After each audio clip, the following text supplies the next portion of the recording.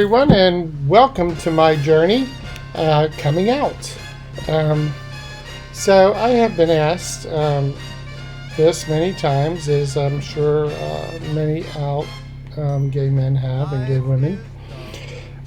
When did you know? Well, quite simply, I always know. I can't remember ever being attracted to a woman, a girl. I always looked at them differently than I did men.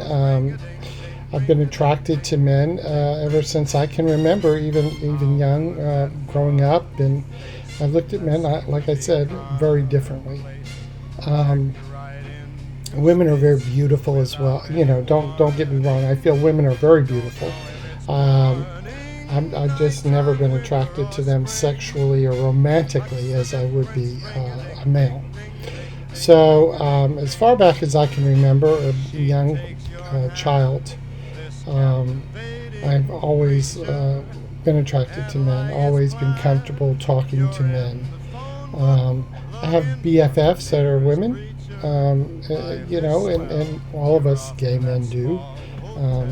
So that's a good thing, right? But that answers that question as to when. I've always felt an attraction to men. How did I know? Well, it was just like instinct to me.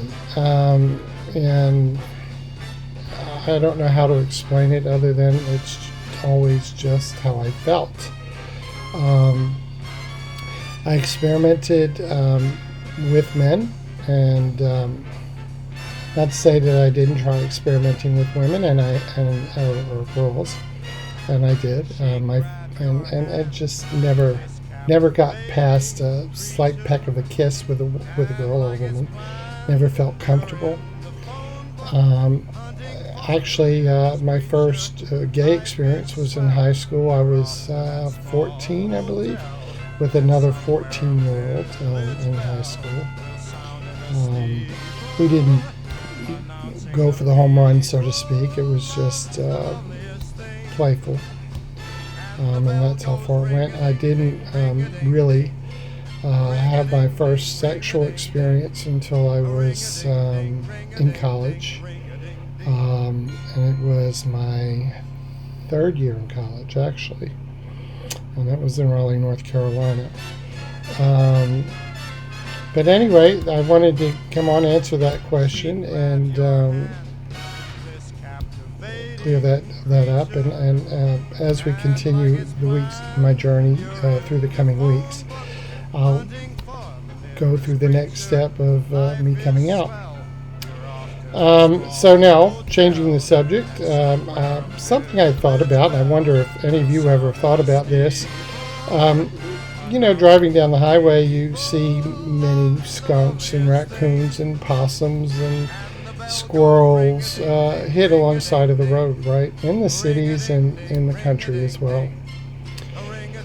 But, every so often you'll see deer, you'll see, mostly large wildlife, it'd be deer, I guess, up in the northwestern Pacific regions. You could get a moose or an elk hit by a vehicle.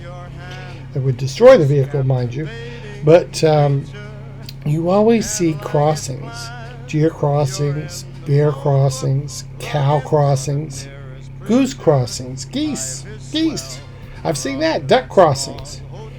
My goodness, you see all these crossings, but what happened to the crossings for the skunk, the raccoon, the squirrel? I mean, those poor little things, they don't have anywhere to cross. So, of course, they're going to get hit by a car. That's not fair. The poor squirrel, the poor skunk, no wonder he leaves such a stench in your car when you hit him. I would too. God, you killed me. So, hey, to you animal lovers out there, we need to stand up for the rights of skunks and raccoons and squirrels. We need to make crossings for them so they know where to cross, so they don't get hit like deer and have their crossings, and bears have their crossings. That's not fair. That's just a discrimination against the smaller animals here, and we need to fix that. Let's stand up and get some animal rights people on this and And I want to see skunk crossings and raccoon crossings and squirrel crossings. If everybody else can have crossings, why can't they? That's not fair. No wonder the poor things are hit and splattered all over the road. I feel so bad for them. I love animals, and I know most of you do out there.